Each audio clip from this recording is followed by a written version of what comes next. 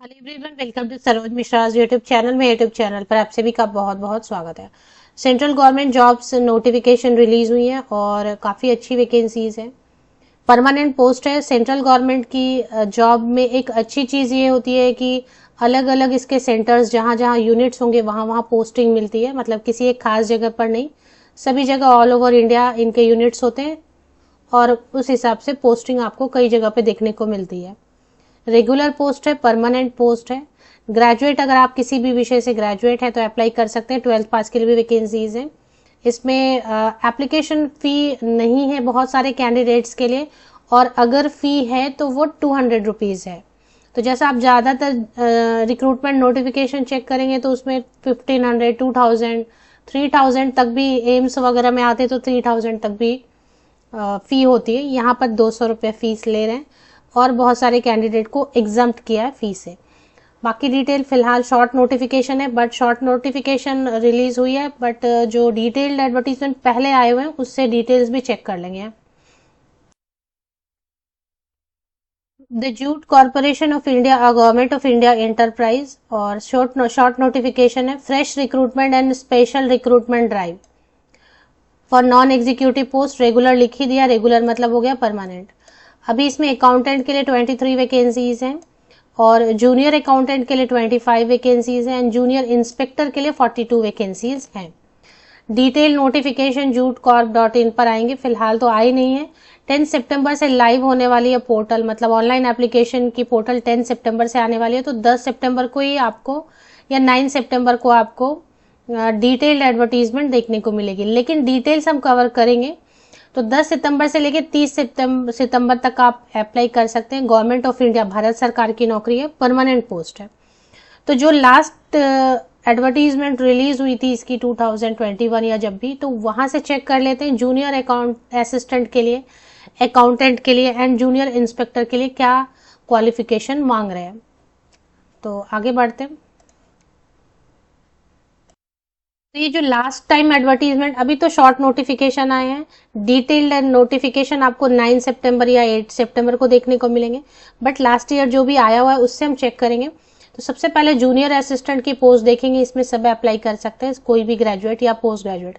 तो last time जो junior assistant की पोस्ट आई हुई थी 21,500 की बेसिक पे है। अभी 46% अराउंड या उससे भी ज्यादा तो डीए हो गया है। तो सीधे सीधे आप देखेंगे इसका 50% बढ़ा दें आप 21,000 का, 10,000 तो इधर ही बढ़ गया 30,000। बाकी अलाउंसेस आपके मेडिकल है, ट्रांसपोर्ट है, प्रोविडेंट फंड है, employ provident fund, employer provident fund, 5 साल हो गया तो ग्रेचुटी मिलेगा। और इसके अलावा भी कई सारे मल्टीपल अलाउंसेस मिलेंगे। तो 42,000 स्टार्टिंग में कम रहेगा, बट बहुत स्पीडली जो है ना सैलरी बढ़ेगी। कोई भी ग्रेजुएट अप्लाई कर सकते, कोई भी स्नातक। ये जो जूनियर असिस्टेंट की पोस्ट मैंने शॉर्ट नोटिफिकेशन में दिखाई, 40-42 हजार शुरू में अभी मिलेंगे, उससे ज्यादा भी मिल सकता है, लेकिन बाद में सैलरी बढ़ती रहेगी। ग्रेजुएट किसी भी विषय से स्नातक है, ग्रेजुएशन हो गया है तो आप अप्लाई कर सकते हैं। अब इसमें 2-3 चीजें अच्छी हैं। ग्रेजुएशन में परसेंटेज नहीं मांग रहे हैं कि इतना परसेंटेज चाहिए। दूसरी चीज ये है कि इनका टाइपिंग स्पीड या किसी भी चीज के लिए सर्टिफिकेट भी नहीं मांग रहे हैं। With experience in using computer and minimum typing speed. तो अब ये एक्सपीरियंस में कुछ ऐसा मिनिमम आप कहीं दिखा सकते हैं कि आपने सीखा है या कुछ किया वैसा। जूनियर इंस्पेक्टर की पोस्ट भी बहुत अच्छी पोस्ट है। इसमें 12th पास है तो, या इक्विवेलेंट जूनियर कॉलेज, इंटर, जो भी आप बुलाते हैं, 12th HSC जो भी बोले, तो वो पास होना चाहिए।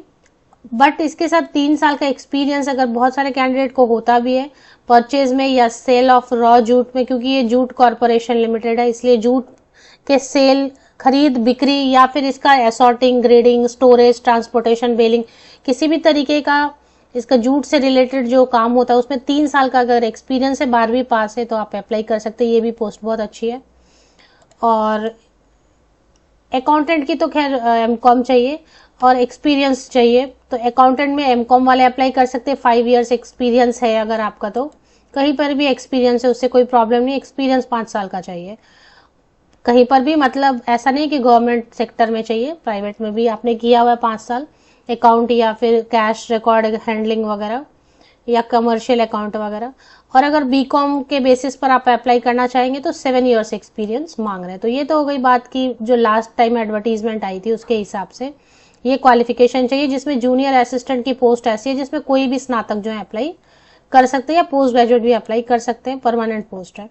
अब इसमें जो लास्ट टाइम एडवर्टीजमेंट आई थी उसके हिसाब से अपर एज लिमिट 30 ईयर्स, 30 वर्ष जनरल कैंडिडेट्स के लिए। अब अगर आप SC/ST कैंडिडेट हैं तो 5 ईयर्स की एज में रिलैक्सेशन मिलेगी। जनरल कैंडिडेट्स के लिए 30 ईयर्स अपर एज लिमिट है फॉर ऑल पोस्ट। और एज में रिलैक्सेशन मिल रही है। ओबीसी क्रीमी लेयर कैंडिडेट्स के लिए 30 ईयर्स ही रहेगा अपर age limit, but OBC non creamy layer candidates के लिए 33 ईयर्स अपर एज लिमिट रहेगी। SC/ST कैंडिडेट्स के लिए 35 ईयर्स, PWD कैंडिडेट्स के लिए 40 ईयर्स अपर एज लिमिट होने वाली है। चलिए इसके बाद जो है ना, तो इसमें सिलेक्शन फीस चेक कर लेते एक बार। तो फी की डिटेल ऐसी रहेगी, क्योंकि अगर ये ऐसे ही लेते हैं तो general OBC and EWS candidates के लिए लास्ट टाइम 200 रुपीज फीस लिया था, non refundable. And SC/ST PWD and ex serviceman के लिए candidates are not required to pay any fee. तो SC/ST PWD and ex serviceman को लास्ट टाइम कोई भी फी पेमेंट नहीं करनी पड़ी थी। फीमेल कैंडिडेट के लिए ऐसा कुछ नहीं है। चलिए, तो ये हो गया। Examination venue computer based test रहेगा। और इसके बाद जितने भी all over India major cities हैं सब में रखा जाएगा, मतलब ऑल ओवर इंडिया सिटीज जितने भी बड़े बड़े हैं उनमें रखा जाएगा। ऑनलाइन एग्जामिनेशन में 90 मिनट्स का क्वेश्चन आपको पूछते हैं। ऑब्जेक्टिव रहेगा 100 नंबर ऑफ क्वेश्चंस, 100 क्वेश्चंस रहेंगे। हर क्वेश्चन को 1 मार्क रहेगा। No marks will be awarded for unattempted question. There will be no penalty for, तो यहाँ पे आप जितने तुक्के लगाना चाहें लगा लें। ये वाला एग्जाम बड़ा आराम वाला रहेगा, बिकॉज कोई नेगेटिव मार्किंग इसमें नहीं है। तो ये पोस्ट अच्छी है क्योंकि नेगेटिव मार्किंग नहीं है। तो ये क्वेश्चन तो देखिए, जो सेंट्रल गवर्नमेंट की रहती है उसमें हिंदी इंग्लिश दोनों बाइलिंगुअल रहता है। तो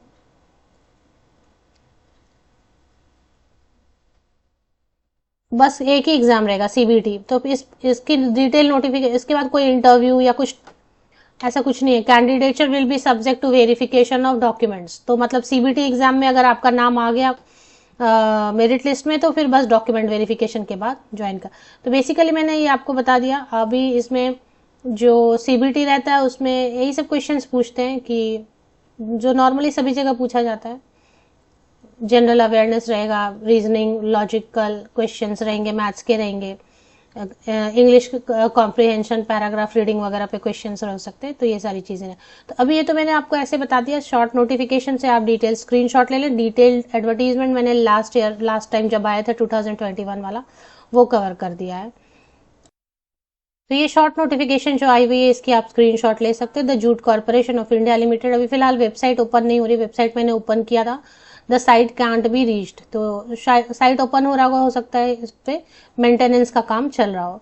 तो जैसे डिटेल्स आ जाएंगे, एक ही एग्जाम में आपको सरकारी नौकरी मिलती है, तो इससे अच्छी अपॉर्चुनिटी और क्या होगी।